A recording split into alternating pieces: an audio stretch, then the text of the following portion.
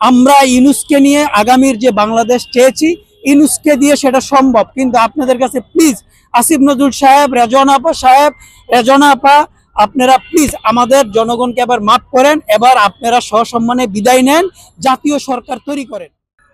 এই বিষয়ে আসলে আমার মতামত হচ্ছে, প্রথম আমি এটাকে সাধুবাদ জানাই যে বাংলাদেশের আপসীন নেত্রী বেগম জিয়ার সন্তান হিসাবে তারেক জিয়া, যে বিএনপির কর্ণধার, উনি বাংলাদেশের প্রধান সরকারের সাথে দীর্ঘদিন পর রাজনৈতিক বিষয়ে কথা বলতে চাচ্ছে বা দেখা করতে চাচ্ছে, সেটাকে আমি সাধুবাদ জানাই। কিন্তু রাজনৈতিক বিষয় এইভাবে দেখা করাটার অনেক প্রশ্ন থাকে। প্রথমত হলো এই সাপোর্টটা নিয়েই আসলে অনেক প্রশ্ন। প্রথম প্রশ্ন হলো যে ইউনূস সাহেব একটা রাজ পরিবার, যেটা হচ্ছে আমাদের যে ব্রিটিশ সাম্রাজ্যের রাজ পরিবারের আমন্ত্রণে উনি গিয়েছেন। সেখানে সে আমন্ত্রণে রাজ পরিবারের কেউ ওনাকে বরণ করে নেয় নাই। কাকে? সে আমাদের গর্ব, যে সারা বিশ্বের গর্ব ডক্টর ইউনূস সাহেবকে তারা বরণ করে নেয় নাই। কেন? প্রশ্ন দেখেন। দ্বিতীয় প্রশ্ন হচ্ছে যে এটা যদি রাজ পরিবার থেকে হতো, সে আমন্ত্রণের চিঠি কোথায়? এইখানে এই যে বিষয়গুলো, এই এবারের এই সফর এতই গুরুত্বপূর্ণ। আমি জানি না বাংলাদেশে অন্য রাজনীতিবিদ বা মিডিয়ার ওনারা কিভাবে নিচ্ছেন। আমার দৃষ্টিতে এই সফরের এই বিষয়গুলো বাংলাদেশের এতই গুরুত্বপূর্ণ, আগামীর বাংলাদেশ গড়নে এবং জুলাই টিকবে কি টিকবে না, এবং আগামীর রাজনীতি সংস্কারের রাজনীতি আসলে কি হবে কি হবে না।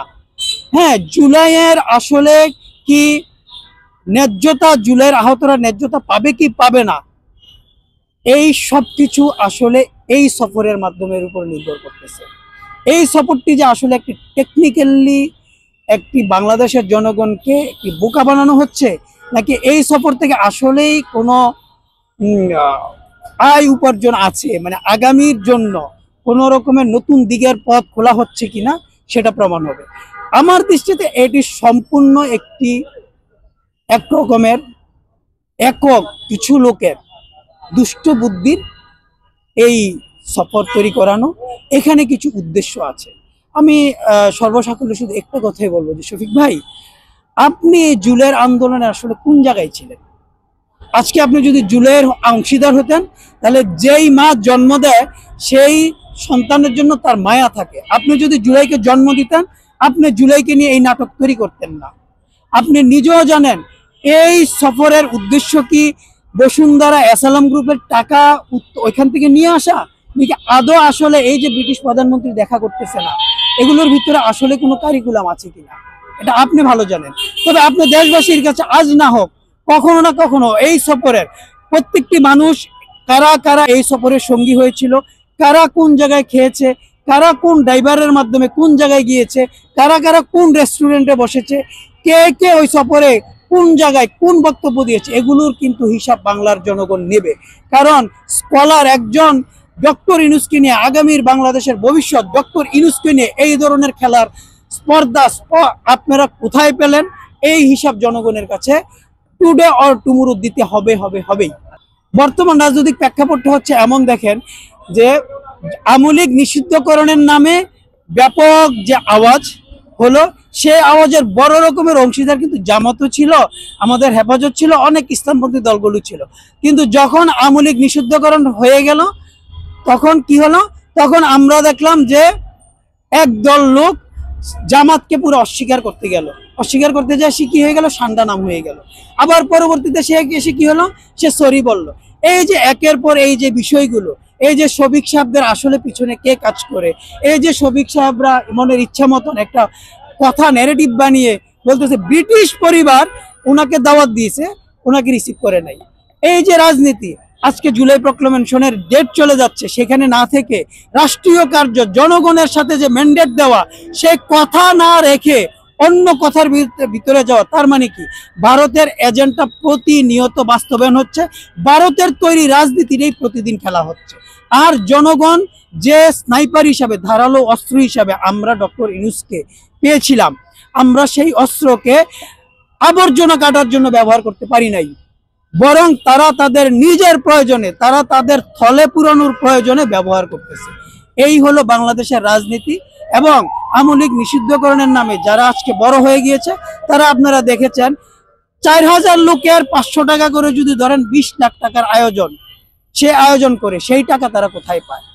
এই হচ্ছে বর্তমান সময়ের বাংলাদেশের রাজনীতি, যেটা আসলে জনগণের চাওয়ার রাজনীতি না। সর্বশেষ এইটুকু বলবো, তারেক জিয়া যদি বাংলাদেশের রাজনীতির পক্ষপাতিত্ব হতো এবং রাজনীতির জন্য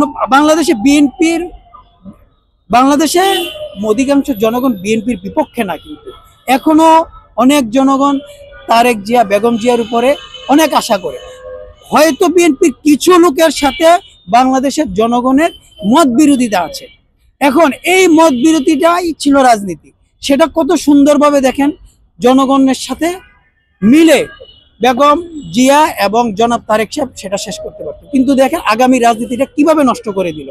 তা শফিক সাহেব বুঝিয়ে দিল যে আমরা এখন যদি কোনো কারণে বাঁচতে চাই, তাহলে বিএনপিকে ধরা আছে, জামাতের সাথে ধরা আছে, লেজ গুটিয়ে বাঁচবে। সেজন্য তারা যে সেখানে আসলে তারেক জিয়ার সাথে এই মিটিং এর আয়োজন, যে তার সময় মতন তারা এখানে লেজ গুটিয়ে যাতে বাঁচতে পারে। কিন্তু বেসিক্যালি রাজনীতিটা হওয়ার কথা ছিল কি, তারেক জিয়া এই দেশে জনগণের মাঝে ফিরে আসবে, জনগণকে সাথে নিয়ে তারেক জিয়ার কথা হবে ডক্টর ইউনূসের সাথে।